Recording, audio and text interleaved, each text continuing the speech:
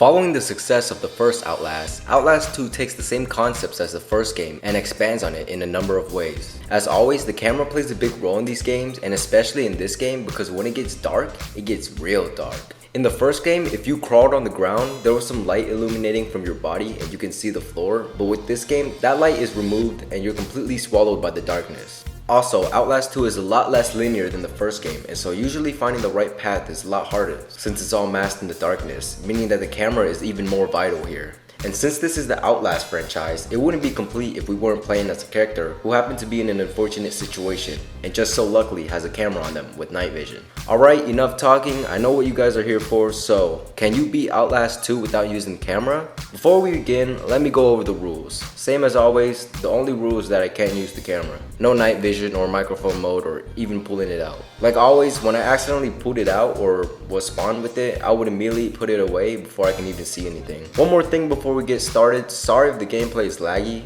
When I play this game, it always freezes and has some frame drops even if I don't record, so sorry for that. I was having a nightmare and heard a little girl talking before she screamed and I woke up. My wife thought I was cheating on her because I was calling out some other woman's name, but I told her that I was her dead friend, so she shrugged it off. She told me to record her for the intro to the news, and just as I was about to record her, the helicopter shook and we find out that Blake has something called blurry eye disease. Blake starts using his camera to record his wife, but of course this doesn't count because it's a cutscene. Out of nowhere, a white light blinds us and the helicopter engine gets destroyed. My wife flew out of the helicopter, but with my supersonic instincts, I saved her and suddenly blacked out. When I came to, I was somehow a little kid again and I was back in school. I saw a man walking down the hallway, so I tried to follow him to find out what was going on, but when I reached the double doors, they slammed shut in my face. I turned around and there was a little girl just creepily standing there. Then out of nowhere, a huge wave of Kool-Aid engulfed me and knocked me out. I finally woke up after the crash and somehow still had my glasses on even though they fell off after a little jolt on the helicopter.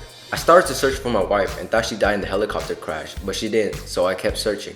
Just shortly after, I ran past the dismembered body of the pilot and found a town nearby. Blake was so happy that there was a town nearby, even though I'm pretty confident the townsfolk did that to the pilot back there. After running for a few more minutes, I came across a pit of charred fetuses, ignored it, and made my way inside a barn.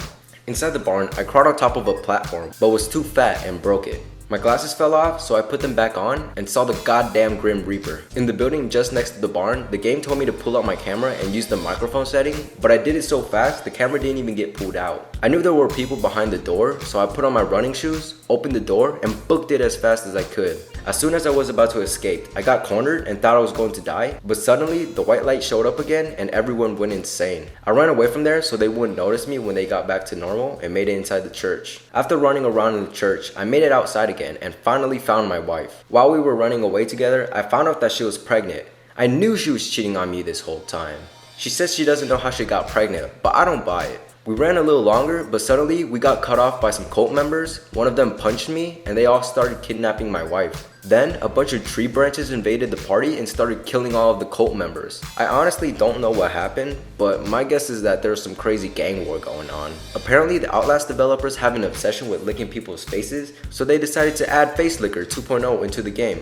After he finished licking my face, the tree branches took away my wife and disappeared into thin air. I started to chase after them, but I got hit by the white light again and it brought me back to the 4th grade. I saw a man at the end of the hallway just standing there all creepily, so I went to confront him. As I got closer, he suddenly started running at me like the guy from the movie Get Out and pushed me back 10 feet before disappearing.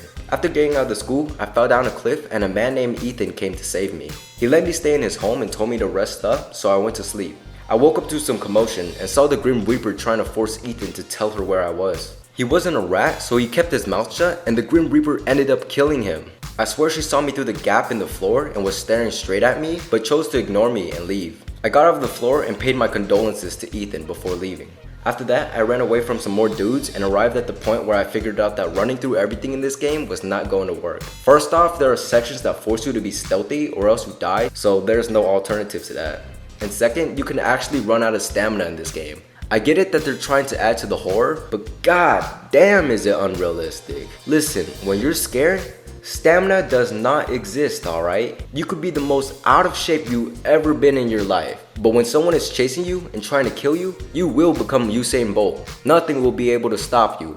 Hell, you could probably run through some NFL linemen.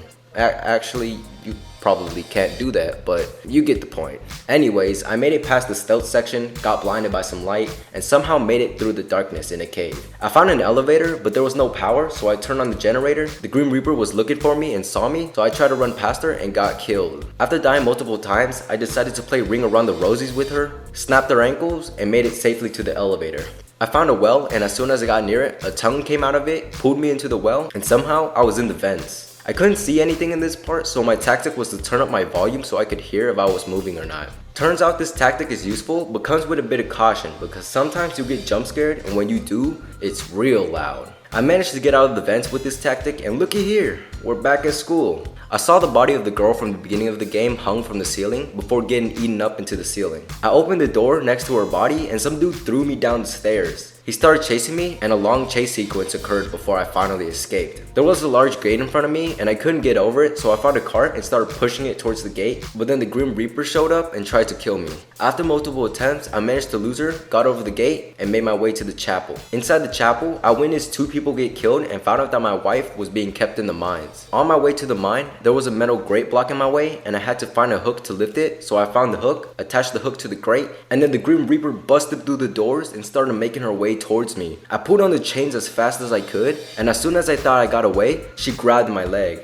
She was about to get me, but she let go for a split second, and I managed to kick her in the face and escape. I found a building surrounded by a bunch of crosses, jumped through the gap at the top of the door, and was transported back to the school. In the school, I was tasked to find the last letters to a hangman. I found it, put the paper on the projector, and it spelled unforgivable.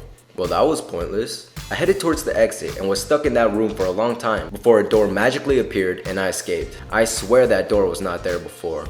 After escaping, I found some broken train tracks and had to cross it while balancing on a few poles. I almost made it to the end, but Devore decided to be a jackass and released all her bugs to attack me. I tried to resist the bugs but lost balance and fell off. I seriously thought that this was the end, but luckily I got caught by a tree branch and was saved. While hanging from the tree, I saw a man get shot by an arrow, and it turns out the people that shot him were Farah and Tor. The next couple parts are just the same thing over and over again, so I'm just gonna go through them quickly. As soon as Farah and Tor left, I hopped down, ran for another mile, some guy threw up on me, I ran away from Farah and Tor, went back to the school again, got captured, they took my camera and crucified me, I escaped, got my camera back, was back at school, some weird tongue thing choked me through the phone, I ran away from Farah and Tor again, slid right into a bunch of barbed wire and got caught again, got buried alive, escaped again, found some rope, tried to escape, fell, Farah and Tor fell with me and died, was back at school yet again, and I finally escaped. Whew, that was long, but yeah, the whole section was practically run away until you get transported back to school, which, if you think about it, is practically the whole game. And then, to top that section off, the game turns into a raft paddling simulator, where you move extremely slow, even when you're following the current, until you get sucked back into the school again. In the school, I got stuck because it was pitch black, but eventually got out by walking one direction and spamming the hell out of the jump button. In the school, the sprinklers went off even though there wasn't a fire, but instead of water, it was spraying Kool-Aid. I escaped the school, and it turns out it's actually raining Kool-Aid in reality too. You all already know the deal. I ran some more, went back to school, chatted with the ghost, was forced to be stealthy, got chased anyway because the game has you get chased, and we're back at school. Now this part is where I technically failed the run because I had to use my camera to get through a maze, but after I used the camera to remember the layout, I would restart the chapter and run through it without the camera. I still beat this part without the camera, but it's up for you to decide. Plus, there's no way in hell you're going to get through that maze without knowing the layout. Like, look at this maze. There was no way I was gonna get through that in the dark. I managed to do it once, but it took me 10 minutes and I ended up dying because at the end, there's this weird monster chasing you. After this, it's the same old thing again. Run away, go back to school, and repeat. Finally, I made it to the elevator and started descending into the mine to find my wife. Of course, since this is Outlast, elevators don't have a very good reputation in the durability department, so the elevator broke and I started falling down quickly. I somehow managed not to break my bones or damage myself when the elevator stopped, which I think is unrealistic, but who cares, it's a game. The first part of the mine is pretty easy. Like always, I just ran, a tree branch blocked my way, I juked him, and then I got captured by Facelicker 2.0. He reveals his true self, and by luck, some rocks started dropping from the ceiling, and out of all the spots they could have landed, they just so happened to hit both of the tree branches holding me, allowing me to escape. And this here was the part where I officially failed this challenge. Once again, I have to navigate through a maze with Facelicker 2.0 trying to find me, and at this point I was too lazy to even try to remember the layout anymore, so I just used the camera from this point on. I had to find 2 switches to turn off the wire electrocuting the water, so I found them, turned them both off, and ran away from him. After some more navigating through the mines, I arrived at the tree branch's base. One of the tree branches breathed in my face, and their breath was so hot it made me lightheaded. As I walked forward, I noticed that the tree branch's base was actually a sex den, and they had my wife held captive. Suddenly, Facelicker 2.0 got on top of me and said he had a lot of pleasure to share with me. I don't know what that means, but I'm pretty sure it's something intimate. I don't know how Blake always manages to pass out when something is about to happen, but he passes out right before Facelicker 2.0 is about to do something to him, and we get sent back to the school, but this time as Kid Blake. I was walking through the halls with Jessica, and we were having a nice conversation, but then Baldy had to show up and ruin everything. He told me to leave because I wasn't in trouble, but Jessica wanted me to stay, so I knew something was up. I tried to stay, but eventually he forced me to leave. As I was approaching the exit, I heard Jessica scream and saw Baldy chasing after her. I knew I had to save Jessica, so I ran as fast as I could with my little legs, which was probably about half a mile an hour, but I was too late.